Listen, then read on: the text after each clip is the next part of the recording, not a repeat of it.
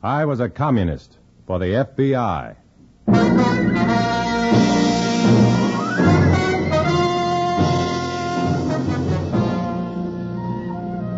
Starring Dana Andrews in an exciting tale of danger and espionage. I was a communist for the FBI.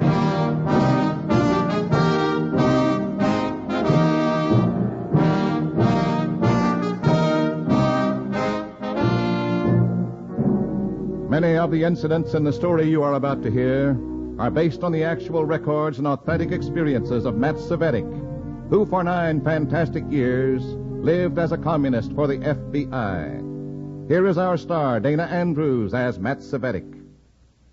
Burn a candle at both ends, and the candle lasts half as long. I did it for 9 years. For 9 years, I lived 2 lives as opposite as day and night, life and death. Sometimes living a double life brings death just twice as close and closer. It did for me many times while I was a communist for the FBI.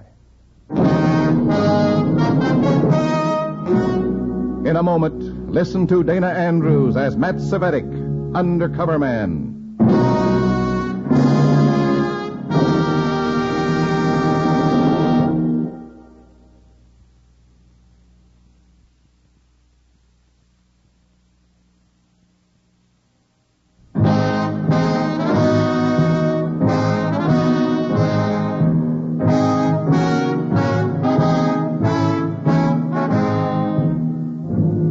Here is Dana Andrews as Matt Cvetic, undercover man. This story from his confidential file is marked, I Can't Sleep.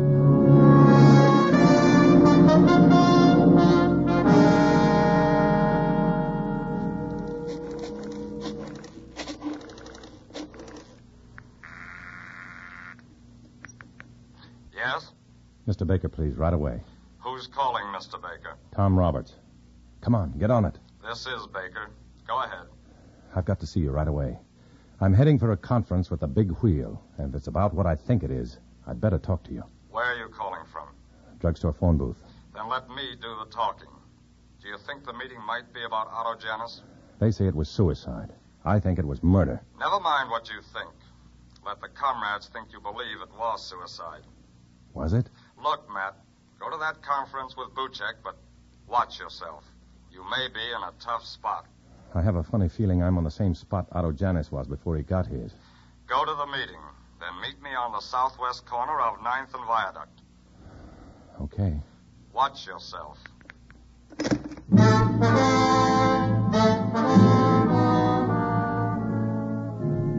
Watch yourself.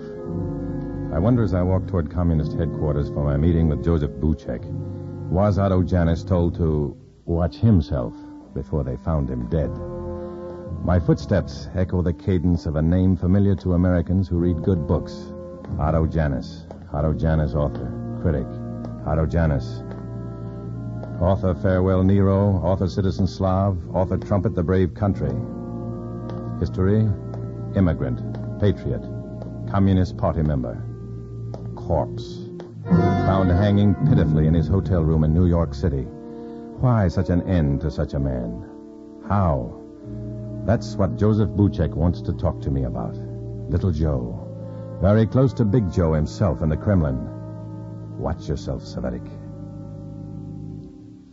Comrade Cvetic, I have work for you. Always ready, comrade, as you know. As you know, the party has just suffered a great loss in a tragic death at the head of our Slovene Bureau in New York. We were all shocked to hear about Comrade Janus. Found hanging in his hotel room. No. Tragic. The papers say suicide. The capitalist press says suicide while it implies murder. They seem to implicate the party. As only they can. Well, the answer is to prove that it was suicide. As only we can. Your assignment, Comrade Cvetic, is to go to New York and establish that Comrade Janus hanged himself. After all, why should we murder one of our most trusted comrades? Yes, Cvetic? When do I leave? I asked you. Why, it's manifestly ridiculous to think we made away with Janus. As you say, why should we? Unless he was an FBI agent, which I'm sure he was not. You leave tonight. I'd better wire for a hotel reservation. A reservation is ready for you. The Santa Braddock Hotel. May I ask, Just how do I go about proving that Otto Janus killed himself, if the police are in doubt? You will receive instructions in New York, Very well. where you will deliver 3 separate addresses to the meeting of the press committees on newspaper propaganda, Want to stay 3 days in New York? where you will also report to the Solving Bureau as the new acting chief. Me? Replace Otto Janus? Why not? You knew him. You sometimes checked his manuscripts for political reliability. You're one of his nationality. What is more natural than that you should succeed our mourned comrade? Temporarily.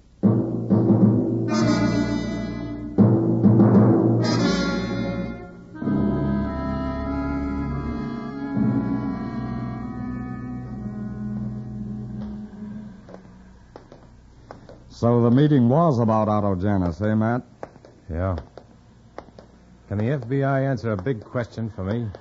I don't know, Cvetic. What's the question? Was Janus an undercover agent, like myself? I can't answer that. Why are they really sending me to New York? We want to know, too. We'll give you all the help we can. Watch yourself, Cvetic.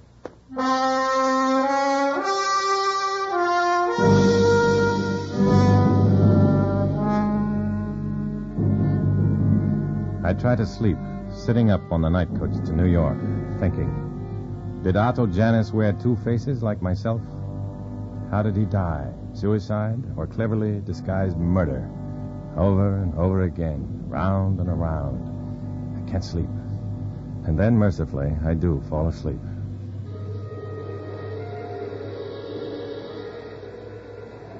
Get over.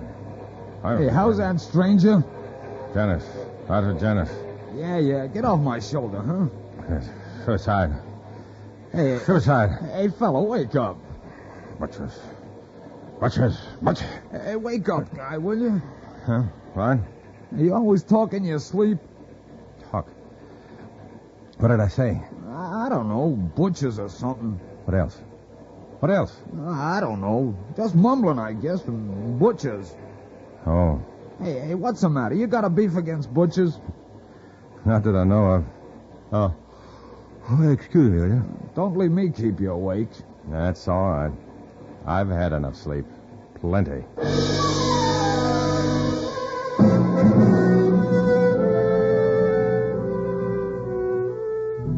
I sit up tensely all night. I never used to talk in my sleep. Maybe it's beginning to get me.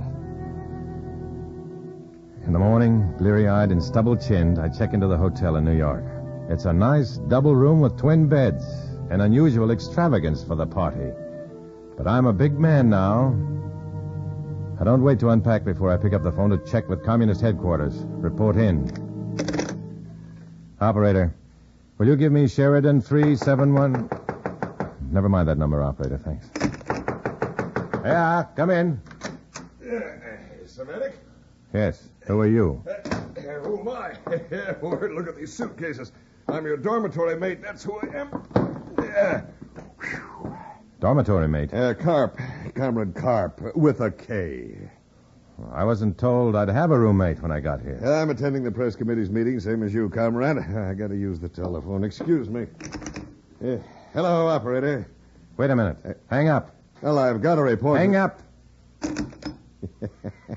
I like you, comrade. I like you. You don't take no for an answer. I want to know more about you before I split a room with you. Yeah, well, Carp is the name. With a K, I know. And that's all I know so far. That's why I'm calling headquarters, comrade. So we can both check on each other. You see? Hey, wage slave. How about Sheridan 37115?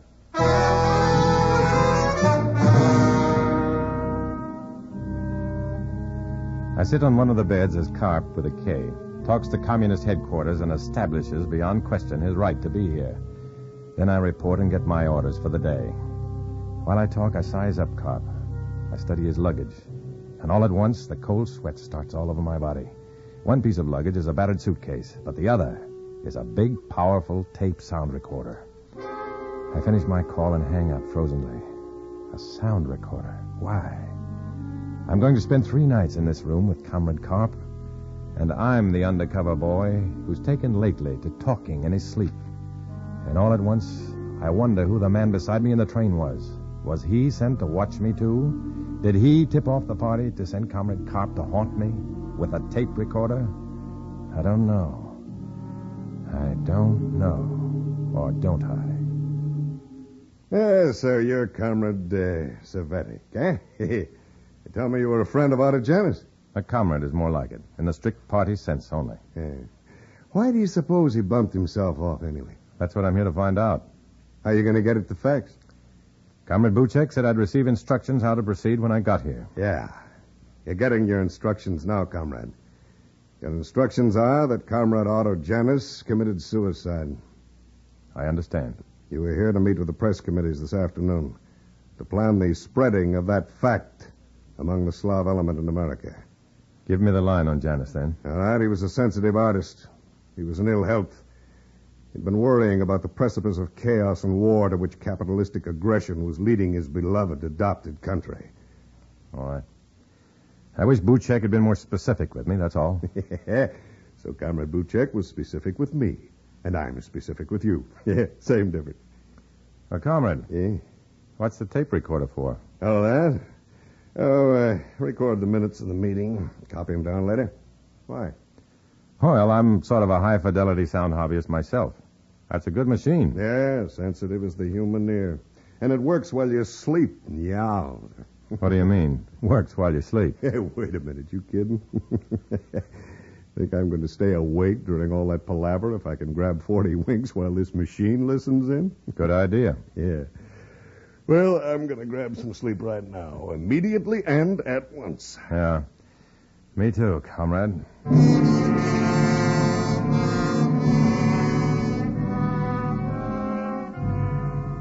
I'm tired, all right. Dead dog tired, and I'd love to sleep. But I can't. I've become an unstable character who wakes up screaming beside strangers in railroad coaches.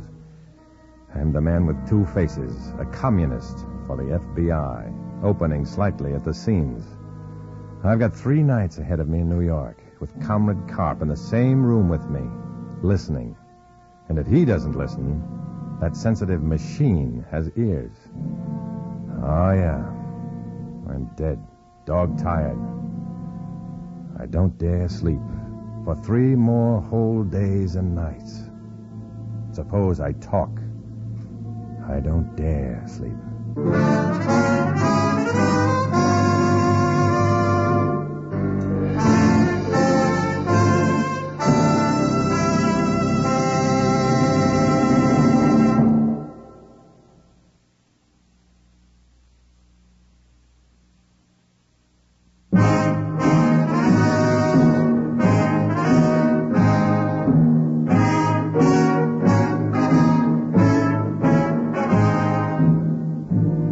Back to Dana Andrews, starring in I Was a Communist for the FBI, and the second act of our story.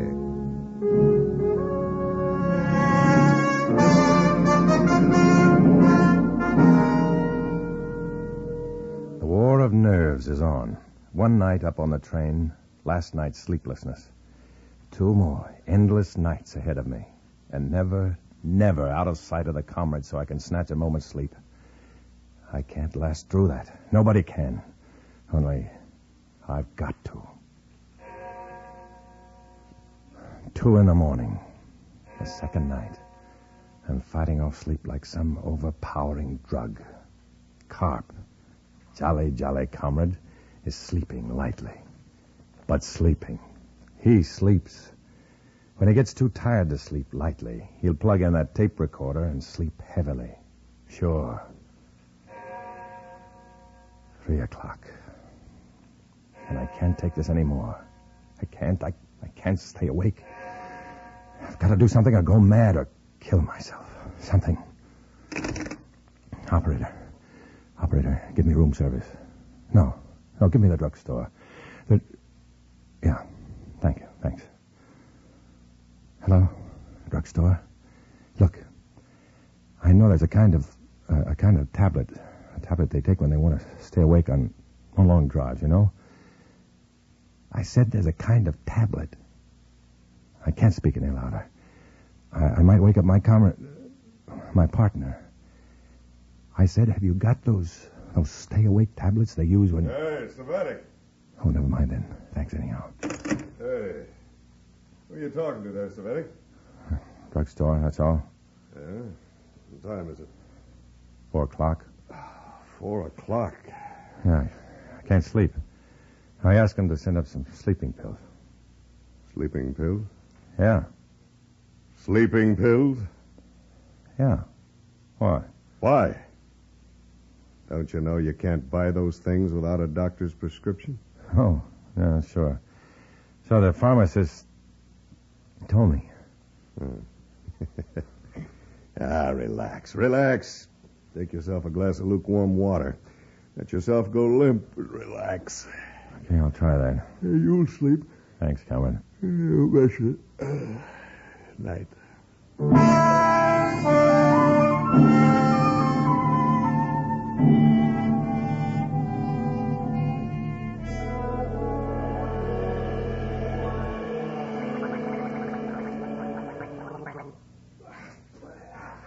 Hey, Cvetic.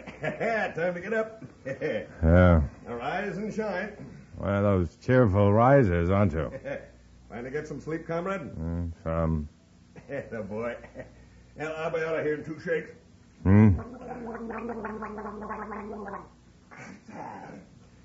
Cvetic?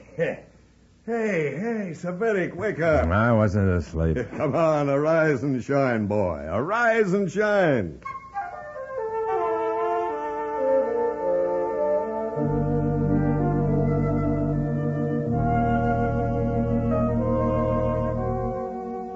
Somehow I managed to stumble and mumble through my work during the day. All day into the evening, part of the night, finishing up our stay. Work, a party. Down with them and up with us. Up. I've been up. I've been up 3 days and 3 nights now. I can't see straight. I don't know if I can take it again. And I can't shake the comrades to steal an hour's sleep somewhere. I want to scream at them. I want to yell at them to go away and leave me alone. Let me sleep or I'll go crazy or I'll...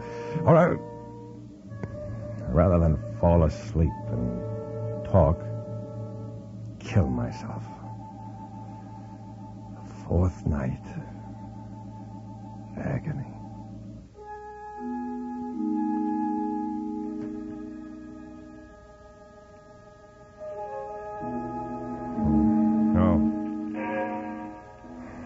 No. I don't care. Let me go. Let me go. FBI. I hate the FBI. I hate them. Let me go. Let me go. Let me go.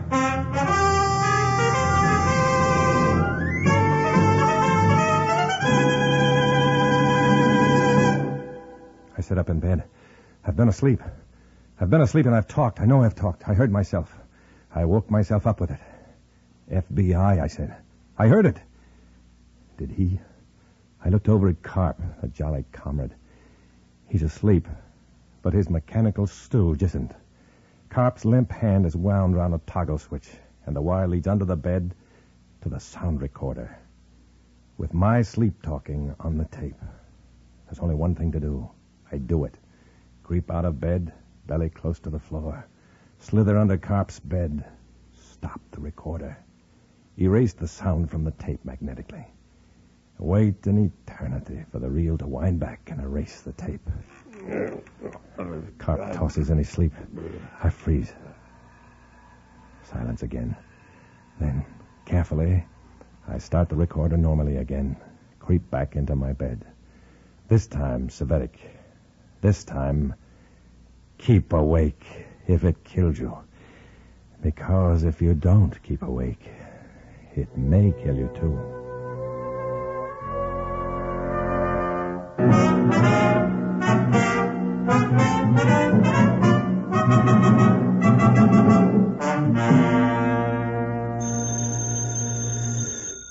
Get that, Cvetic.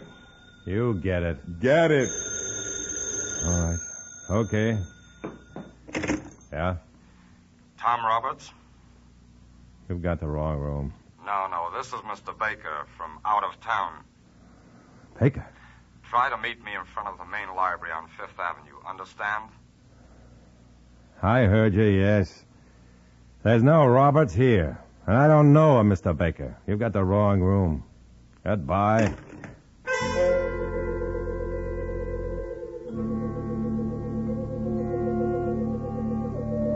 The party work is done by noon.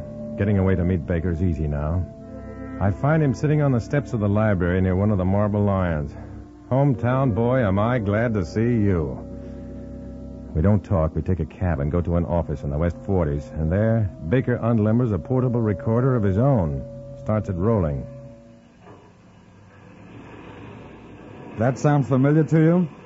Just a lot of traffic noises far away. The FBI here knew about the meeting and which room you have.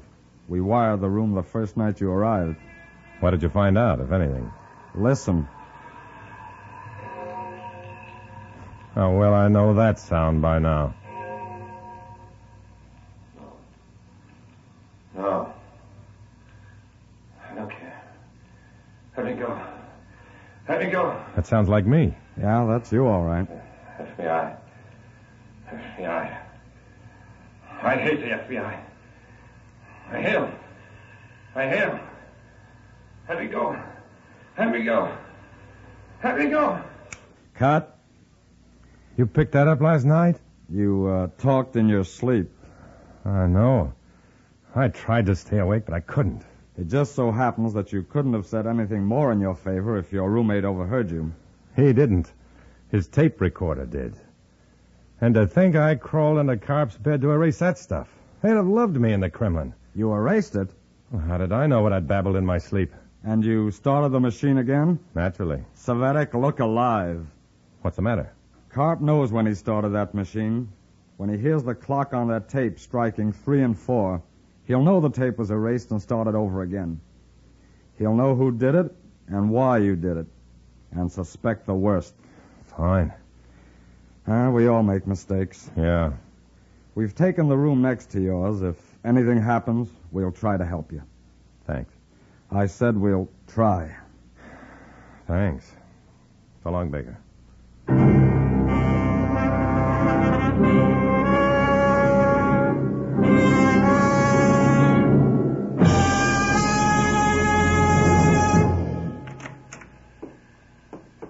Oh, come in, comrade, come in. Just running off some tape I exposed last night. That's so? Yeah, I don't know what I caught. So far, nothing. What did you expect to catch? Yeah, all I got is traffic from outside. Oh, wait. Yeah. Steeple clock. I watch Carp's rapt face as the clock on the tape strikes 3. He keeps on smiling. But I know these people, the comrades. I know them so well that I know the verdict on Otto Janus's death. Suicide. I know that he, too, must have been on the spot and chose suicide rather than endure the maddening torture the comrades could inflict. I knew Otto Janus hanged himself because I almost came to that.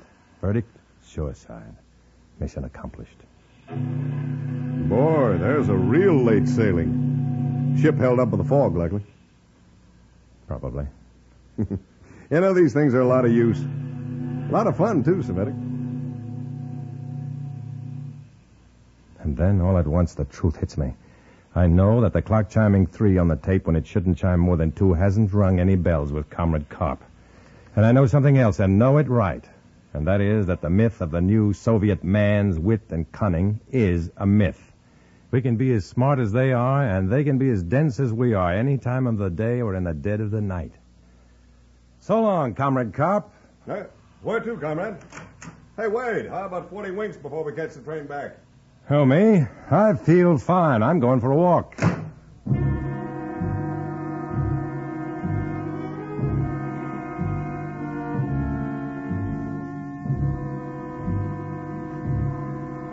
I don't know if Otto Janus was an FBI agent playing communist, like myself, or not. I think the comrades thought so and gave him some treatment like my own, and he killed himself rather than take it anymore. At least that's my conclusion. It makes me think. Walk carefully, Cvetic. Walk carefully and walk alone. It might have been you.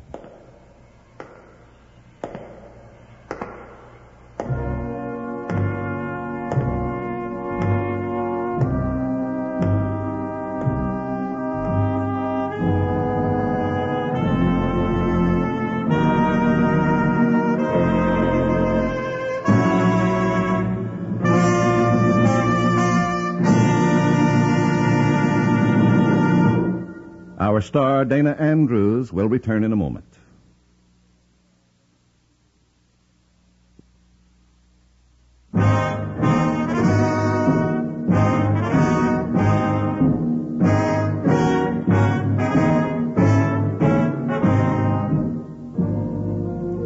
This is Dana Andrews. The story you've just heard is just one of many that make the life of an undercover agent exciting and adventurous from a nice, safe distance. For obvious reasons, names, dates, and places have been changed, but our stories are based on the real-life experiences of Matt Cvetic. Next week, we open his file for another exciting adventure. Join us then, won't you?